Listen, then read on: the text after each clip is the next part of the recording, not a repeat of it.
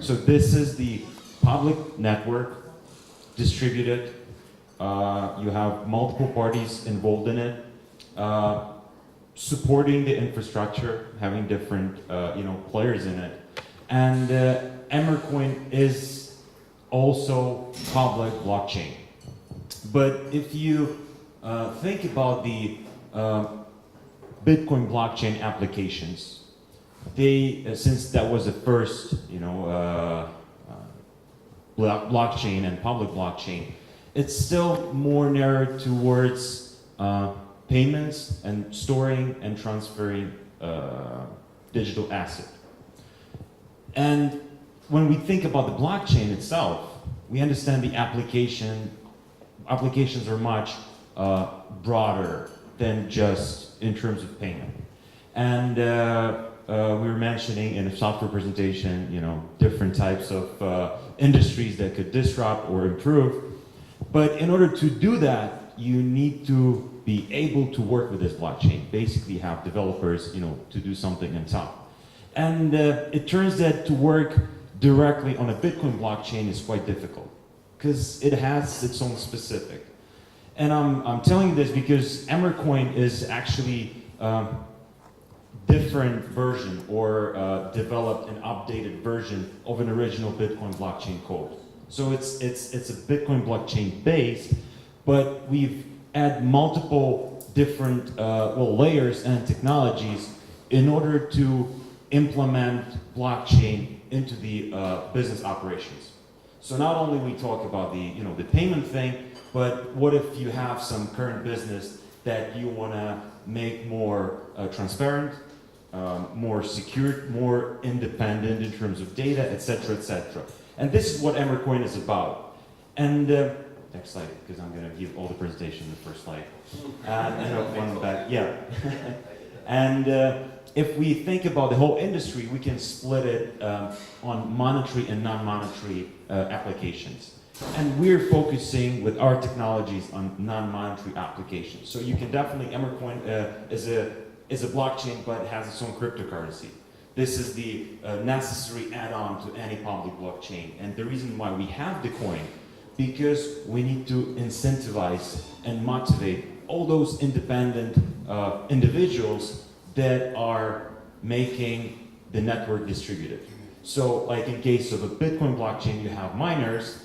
In our case, I'll tell about it, we have the same system where independent people or companies participating and making the network, essentially distributed and secured.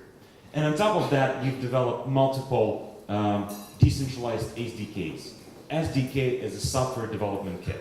It's basically the set of tools that are enabling you to create something, but you don't need to go and create the tools itself. So if you think about the engineer or developer, right? In order to do something, he can either use the programming language or make his own language and build something on top of that. So what we do, we create these small sets of instruments or of tools to enable developers get their job in more easier way and not being blockchain developers, which is a huge problem nowadays. Next one. I'll give you a very brief overview in terms of what's the Emmercoin layers are about. So first one, you have this Emmercoin blockchain. And this, again, the chain, which is distributed, everyone is participating, everyone is keeping wallet to see the records, everyone has, if all of you would have the piece of paper with the transactions, that happening between all of you, everyone would have, every single transaction that would happen would appear, on your notebooks, on your piece of paper. And that what makes this very transparent and secure, because there is no way that someone can start making the changes this transaction hasn't happened, etc., etc. This is one of the things that this public blockchain is about, to make sure that all of us are on the same page and we clearly see what's happening. Like in Bitcoin blockchain, you can see all the transactions. You can see what is how much Bitcoins every wallet has. And this is the completely new way of interacting between the parties. No, I haven't. The second one is these basic layers, and one of them I'll mention about it's NVS. NVS stands for name value storage. If you want to, we all talk about storing some data on a blockchain, but in order to do that, you probably want to store some metadata, like physically just type your name or use some I don't know, take the piece of some poetry or whatever and put it in a blockchain. What if you have this idea? With Emmercoin, you are able to store actual metadata. And this opens a huge opportunity in building different decentralized APKs. Because not only you can make the transaction, but you can create some certificates, you can validate, for example, you're stating your name, and I validate that I know that's your name because, for example, I'm a notary, right? And I'm authorized to do that. And this all stands on a distributed network, so you all see that, this has happened, and this is actually true, because that's the part of the game. And on top of that, we have these SDKs that are related to the multiple different industries that I'll walk you through a bit later. Next slide, please. Consensus. Who knows what consensus is? You know that, yeah. So a few people, that's cool. Consensus is the way how we end up validating the transactions. Next one. If in case of a Bitcoin blockchain, that's a proof of work. That what Alex was talking about, having those chips or ISICs or those boxes to do the computing power to validate the transactions, that this has actually happened. But we've actually moved a little bit further, and we thought, well, what if you don't have that computing power, right? What if you can't invest in the hardware, or you don't have the electricity, or et cetera, et cetera? And how can we make our network even more distributed, right? Because if the investment is less, more people could join. So what we did, we introduced proof of stake. Proof of stake is a very simple idea.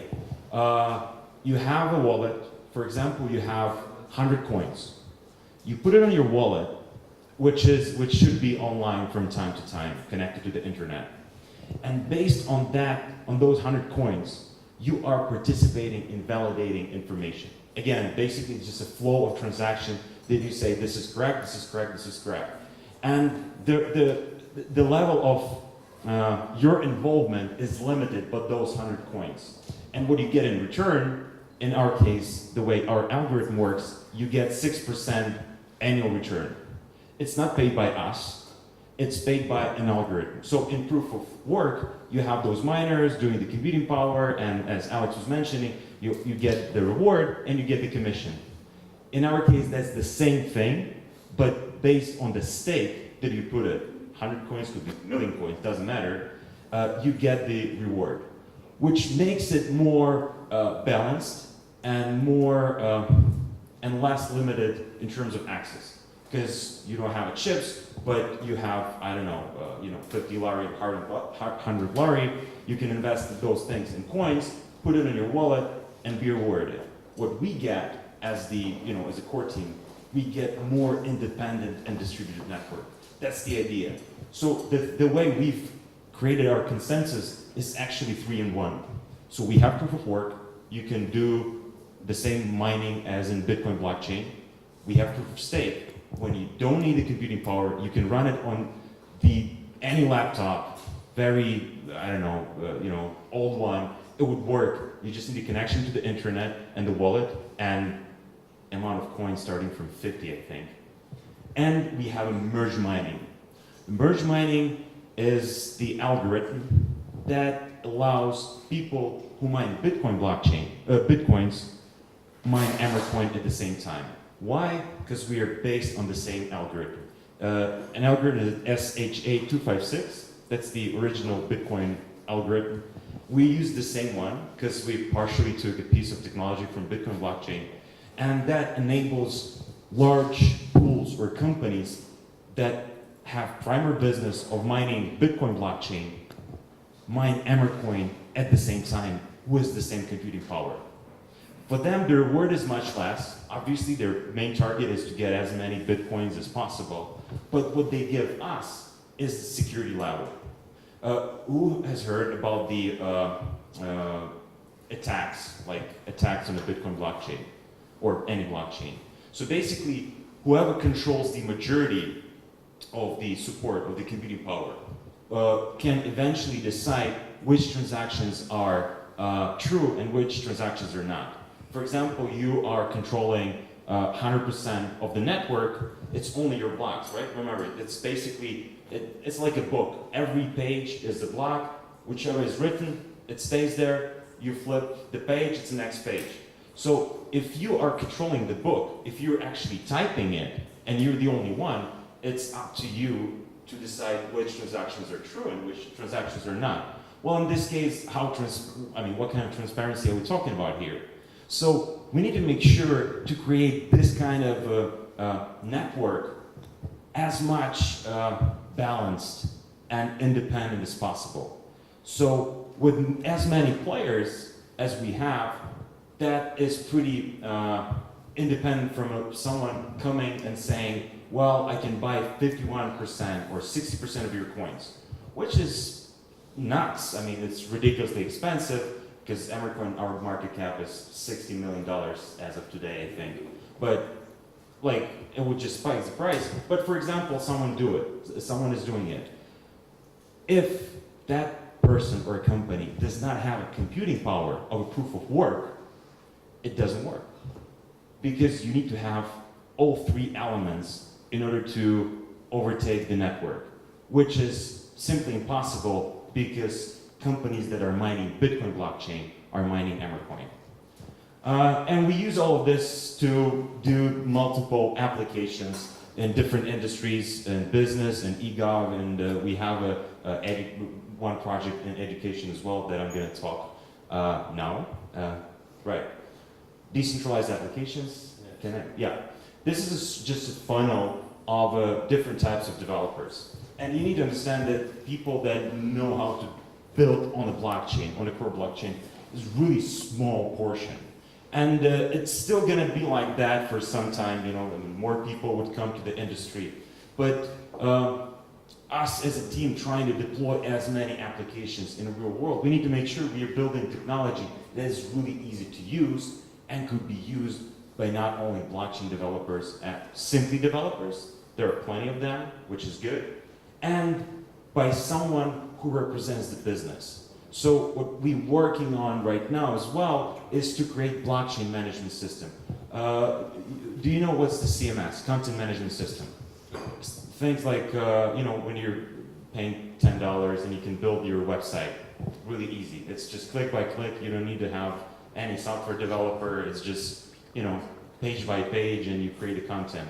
What we do in Emmercoin, we work on this kind of approach as well, when you can simply use the blockchain in some particular needs that you might have in your business. And this is an overview of the different technologies that we have, which I want to say they're related to the network security, they're related to the digital proof of ownership, which is really important. And I'll tell you about a few more use cases. Yeah. Can you go back for a second? What's the problem with the centralized solution or with this next one? Yeah. What do you think the problem with the centralized solution? Let's just interact for a little bit. It's what? Chatting. Chat. Yeah, let's chat. Yeah. If so. Centralized solution, when we have one authority, company, or government, what is the problem with that? Because we've been doing this for, thousands of years and nobody cared. I mean, it was fine. But suddenly, after 5 years or 10 years, we all talk about, being decentralized. So what is the problem, as you think, with the centralized solution?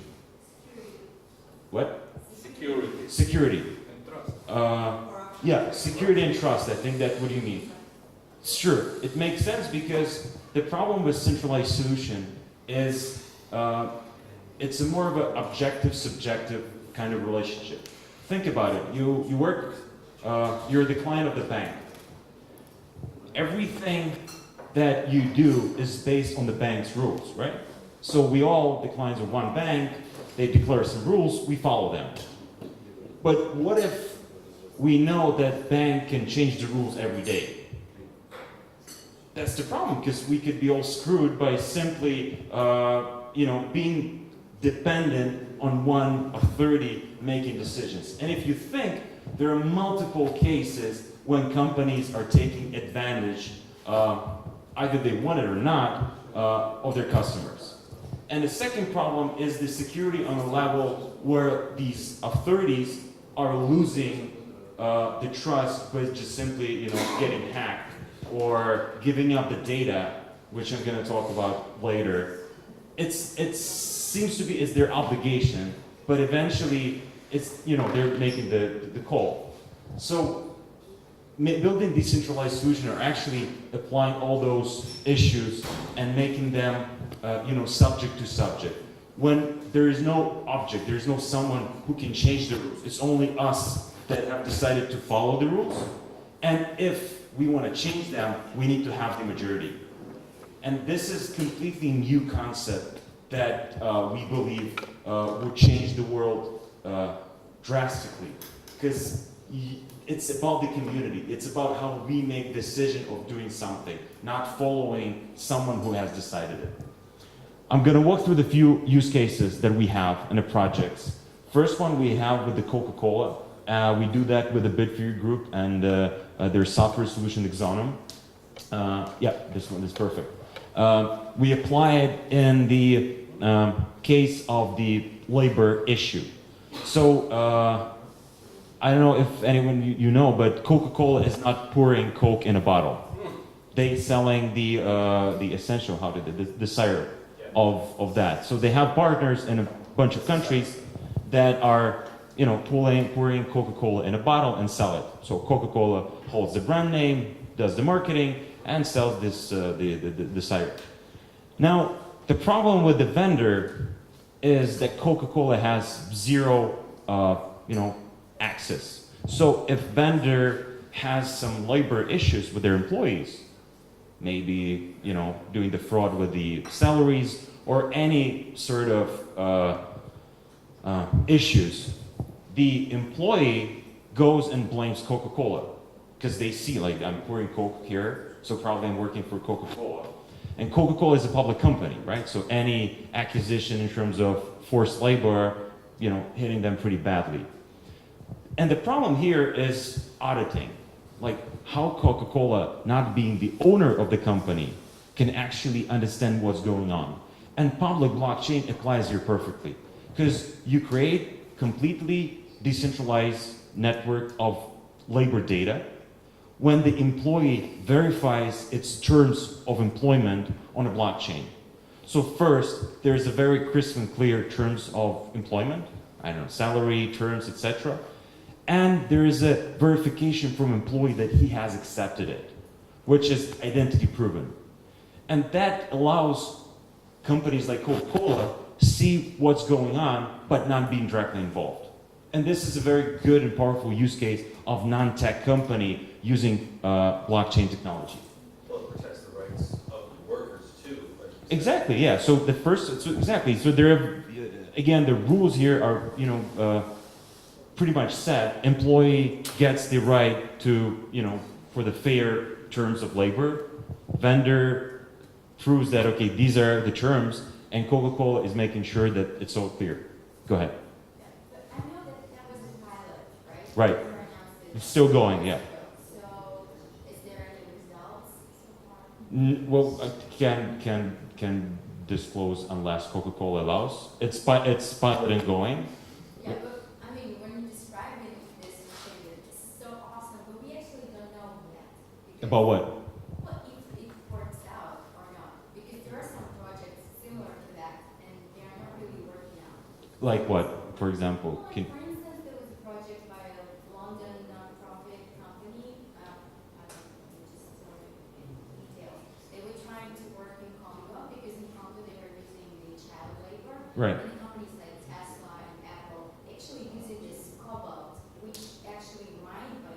Right. And so they want to make sure that they are not using that.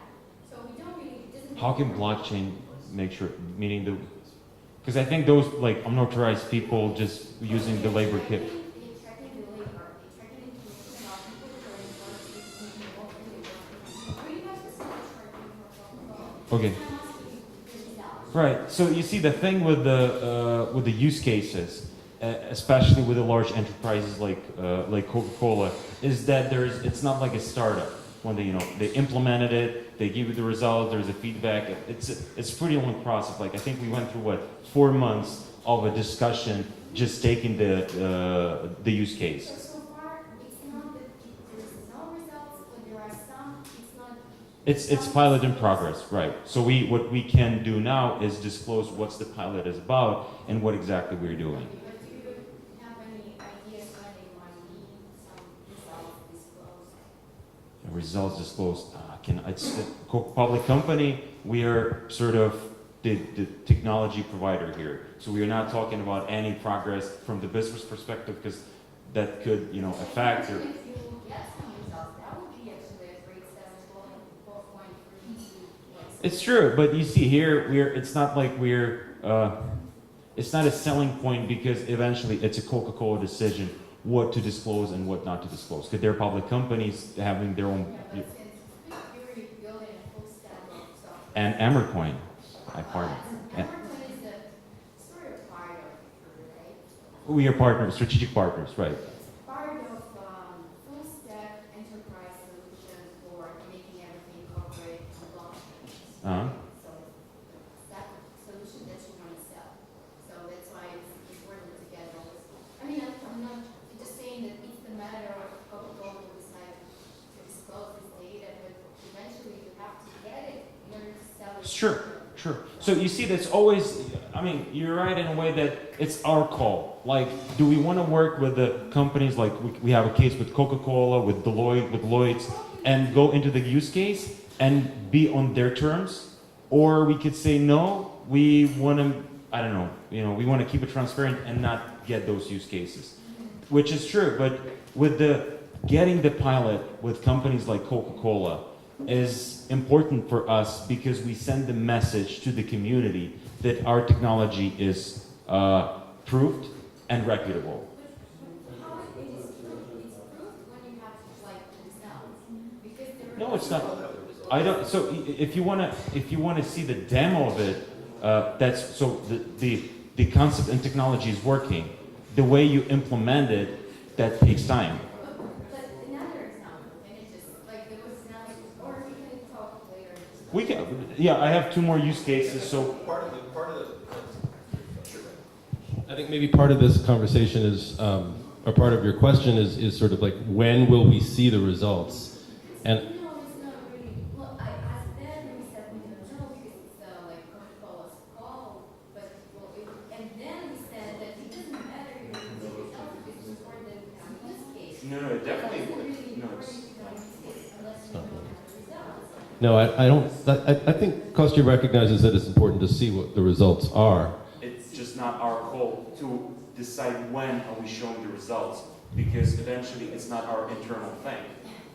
I understand that. Right. So Yeah, but then you said that it doesn't matter because. no. I said the reason why we go in the reason why we go in such pilot projects with the companies when we are basically provider and not making the decisions is just validating us as the technology provider sends the message to the community that it's working. This is An example, in 2016, the UK government decided to cut down the fraud by tracking welfare recipients spending using the blockchain.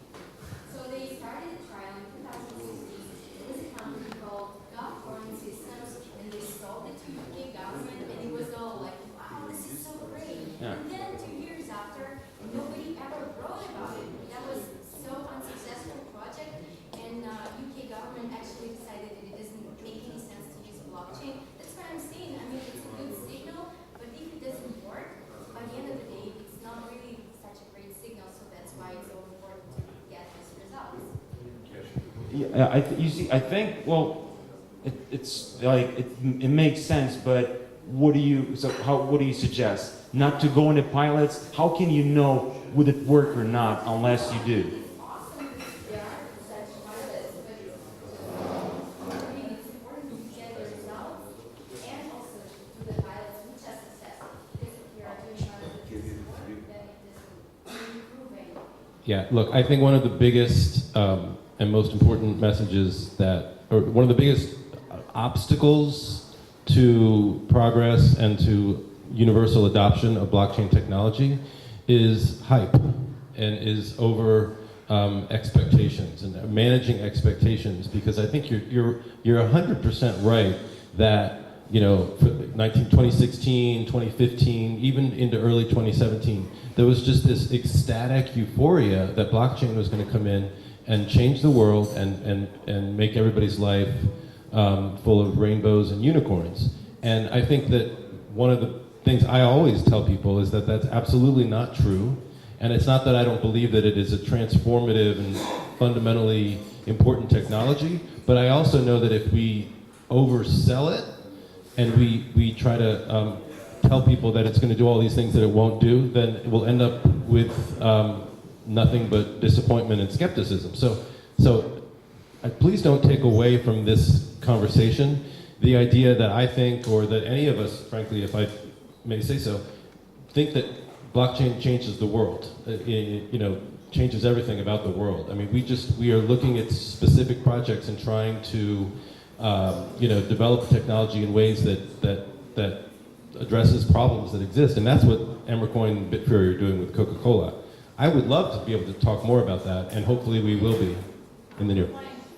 Yeah, no, please do. Cool. Another question. Because we're talking about new technology, okay? You should never blame the government for trying to do something good. 100%. I agree. Yeah. That's the thing. It might be hype. We can go back to the beginning of 90s, right? When, we all knew how internet and computer work, and what was our job to do there? Make Minesweeper or Solitaire. What was that? Yeah. So it's okay if we're trying in every field that might seem possible right now. We will fail in many projects. We will succeed in more of them. So why not? I'm not saying that it's bad, I'm saying it's awesome, but it's not right to say that's a great project unless we That's a don't know great about it." idea. That's wrong. Yeah, yeah, exactly. We are didn't say also, that. we will be trying to use the technology in many different fields. We will try to solve many different problems, and it might even change the world. So. We are being held to time, so we should Okay, speed up. we have. I think I'm gonna just very briefly tell you about the GDPR. Who has heard about the GDPR? So GDPR is the European Union requirement requirement to how store and work with customer data. So we have developed. You can just do the few slides. We have developed GDPR compliant solution for the companies. We have a demo, it's working. That's the existing thing on how can you as a company, being maybe the website or something, work with the client's private data in a very secured and accurate manner, not owning it, which is important. A few more. And the last one, out of many, I want to talk about the Trusted Diploma project, which is developed by us and launched as a pilot here in Georgia with the BTU University. I have a small clip that will briefly explain what exactly this concept and the project is about. You can go on trusteddiploma.com. It's working, it's live, but the video will just make it much easier. The Trusted Diploma platform allows you to verify the authenticity of any diploma in just a few clicks. Trusted Diploma is a new platform based on blockchain technology, powered by Emercoin, which enables users to store and verify data about a person's education level, including academic degrees, attended courses, acquired skills, diplomas, and other achievements in education. More than 100,000 fake degrees are sold each year in the United States alone. Of those, around 1/3 are postgraduate degrees. This statement can be proven by a simple Google search that displays hundreds of websites offering forged university diplomas. We want to end this practice, creating a more trusted world for everyone. Just imagine, professional services would be safer, smarter, and more effective, increasing consumer confidence and business growth. Companies could hire better, more qualified workers, and we would all enjoy greater confidence in an online job market that is simpler, more secure, and more trusted. Trusted Diploma can be used to protect the reputation of graduates and educational institutions by allowing them to identify forged diplomas, help schools establish themselves as technologically developed and innovative institutions, simplify the process of education verification for employers, create a common database of graduates, reduce corruption in education, make it more difficult to produce fake data in resumes, enable you to verify a foreign diploma. Trusted Diploma can even save lives, since the medical and healthcare professions are among the greatest targets for forged diplomas. To use the platform, you need to register the educational institution in the system and add the data about graduates, which will immediately be available for public viewing. We also added the option of storing protected data that can be accessed only after entering a unique key. We strive to make our website as easy to use as possible, so we developed detailed instructions that will explain step by step how to add data in manual or automatic mode through the software we developed. We kindly welcome all state and private educational institutions, business employment-oriented services, and those individuals who want to protect their diplomas and certificates from forgery, as well as the companies that aggregate data on education. If you want to contact us, please send us a message via our website, www.trusted-diploma.com. Let's change the world together by making it more open, trusted, and safe with decentralized blockchain technology based on Emmercoin. Right. So coming back to discussion, we have the fake degree as the real problem, and it's interesting because it's actually much larger problem in top countries because of the cost of education, and blockchain here is good and elegant solution, meaning public blockchain, because it allows to create the same set of rules and welcome every university or stakeholder in this project to the network. So we've launched very kindly, we launched the pilot here. We've developed the software, developed the solution, and we did the first the data feed up based on the BTU data, which can constantly update it. So basically, you can create the historical the process of the student going from the freshman course and so on, having the data about the degree, etc., etc. Currently, the public data that we have is the year of the when education has started and the name of the student, which is a public info. And this is the third use case that we currently have, and that we believe would make a difference. Because if you think, step by step, you can have the verified diploma. After that, you can have verified employer data that I've actually worked there. You can have some courses, certificates, some achievements being tracked and belong to you, but verified by parties that are actually authorized to do that. I think that's it. What happened at BTU?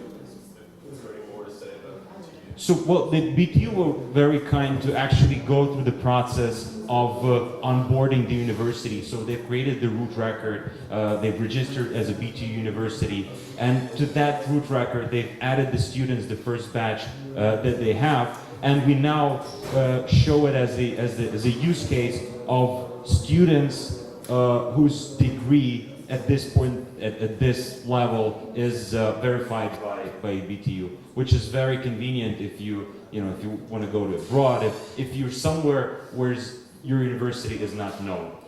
I think that's the major thing. And just to add to again, Georgia is a country, pretty much open in terms of that, because again, you need to have that thought process, and someone is doing that, someone is not. It's a good place to develop that, just to play with the technology and show the real use cases. this is just the stakeholders. I think we're pretty clear. This is my face, but what's most important is my email. So if we're not gonna, discuss all the questions today and tomorrow, just simply send me an email. Will be happy to, answer all of that, because we do a lot. Thank you very much.